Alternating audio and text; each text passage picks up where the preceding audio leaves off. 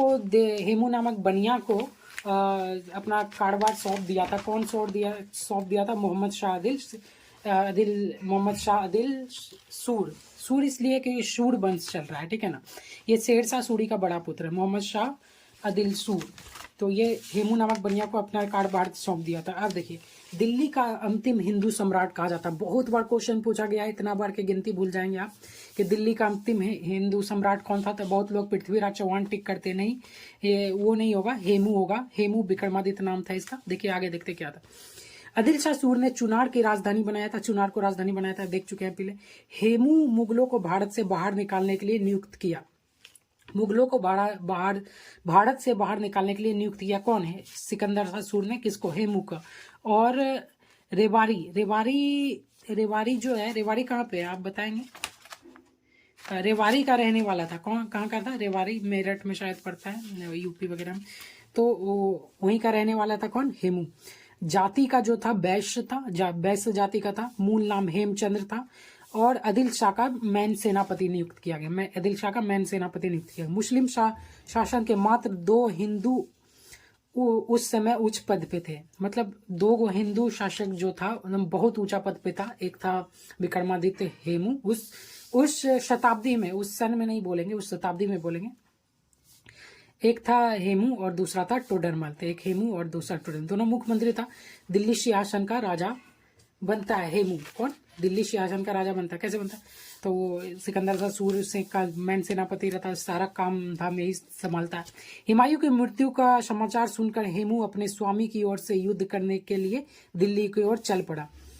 हुमायूं की मृत्यु का समाचार सुनकर हेमू अपने स्वामी की ओर, जब हुमायूं मर गया, ठीक है, हुमायूं जीता था ना यहाँ पे सरहिंद के युद्ध में सिकंदर शाह सूर से, और हुमायूं जब मर गया तो अगला उत्तराधिकारी अकबर बनेगा। तो अकबर था 12 बरस का बच्चा। हेमू ने सोचा कि मैं ये युद्ध जीत लूंगा, लेकिन सेनापति उसका बैरम खान अकबर का बहुत खतरनाक। तो आइए देखते हैं। हेमू ने स्वामी की ओर से, मतलब स्वामी कौन है? सिकंदर शाह, सॉरी, ये आदिल शाह सूर की ओर से युद्ध करने चल पड़ा। तो ग्वालियर, आगरा और दिल्ली, हेमू तीनों जीत लेता है। ग्वालियर भी जीत लेता है, आगरा भी जीत लेता है, दिल्ली भी जीत लेता है। मैन राजधानी हुआ करता था दिल्ली। दिल्ली जो जीत लिया वो पूरा भारत पर नियंत्रण कर सकता था, और दिल्ली जीत लेता है।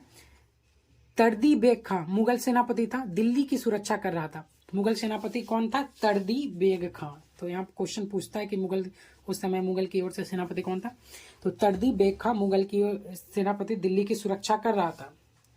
तर्दी बेग खां को हराता है और हेमू जीत जाता है। दिल्ली को जीतने के बाद उपाधि धारण करता है विक्रमादित्य या विक्रमाजीत। कहीं भी आप पढ़ेंगे तो दोनों उपाधि ध्यान रखिएगा, विक्रमादित्य या विक्रमाजीत, कुछ भी पूछ सके।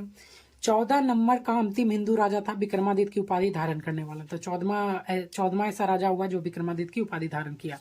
अब देखिए, तर्दी बेग खां जब मर जाता है तो उधर से पहुंच जाता है अकबर प्लस बैराम खां। दिल्ली तो जीत ही लेता है। अब जीतने के बाद उपाधि भी धारण कर लेता है, और ज्यादा दिन भी नहीं बीतता है, हफ्ता वगैरह बाद वो हमला कर देते हैं अकबर और बैराम खां, ठीक है।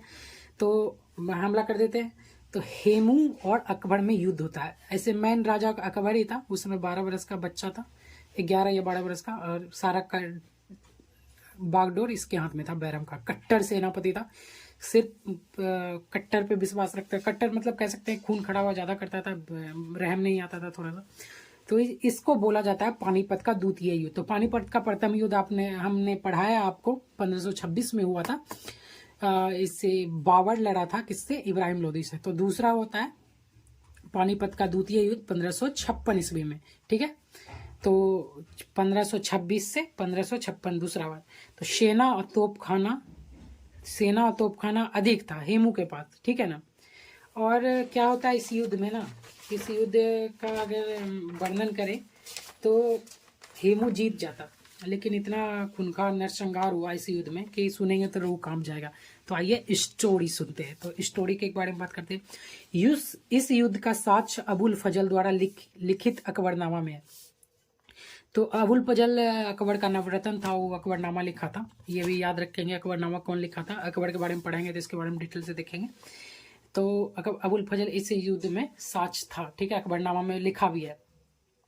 इस युद्ध में हेमू की शक्ति मुगलों के कई बेहतर था, मतलब मुगल से ज्यादा शक्ति था हेमू के पास। अधिक थे, सेना और तोपखाना भी अधिक था, पूरी तरह से मुगल हारता दिखाई दे रहा था। तभी एक तीर हेमू के आंख में आ लगी।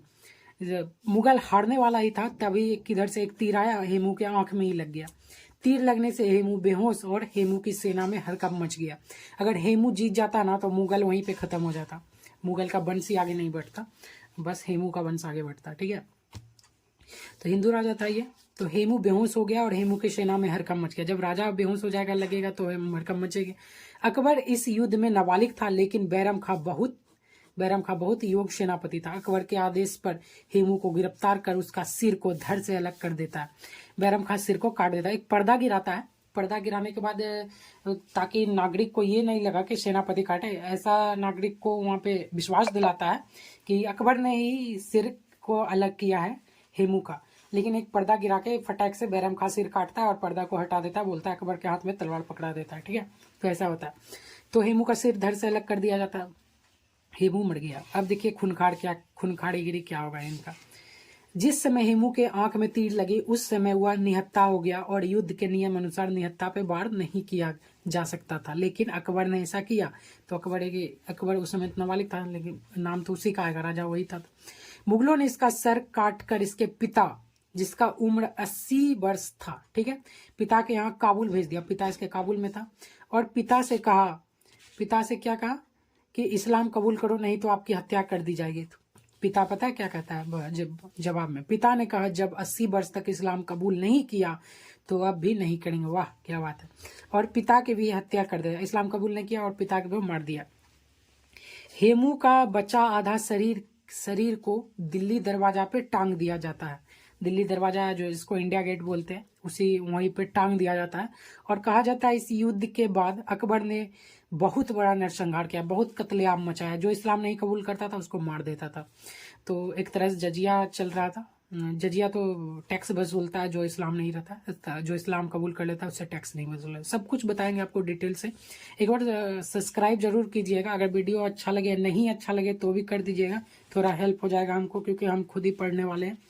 इस युद्ध में बहुत से हिंदू राजा हेमू का साथ नहीं दिया, कहा हम एक बनिया का साथ नहीं देंगे। तो जातिवादी उस समय भी चलता था, नहीं तो अकबर तो हारा ही था। अकबर पानीपत सेकंड युद्ध में हेमू को मारने के बाद इतना नरसंहार किया कि कहा जाता है इतनी मुंडी सर काटे के उसे 4 मीनार बना दिया गया था। इतना सर को धड़ से अलग किया था, इतना सिर मुंडी काटा था कि 4 मीनार इतना ऊंचा खड़ा कर दिया। 4 मीनार हैदराबाद में, तो उसकी ऊंचाई के बराबर बोलता है, सिर से सिर्फ चौंक लगा दिया था। इस युद्ध में अकबर ने बाबर का रिकॉर्ड तोड़ दिया था। वाह क्या बात है, बाबर का भी रिकॉर्ड तोड़ दिया था।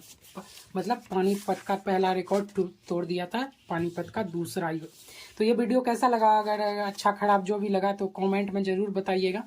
और बहुत मेहनत करना पड़ता है, पढ़ाई भी करना पड़ता है, तो आप लोग को बता रहे हैं थोड़ा जल्दीबाजी में।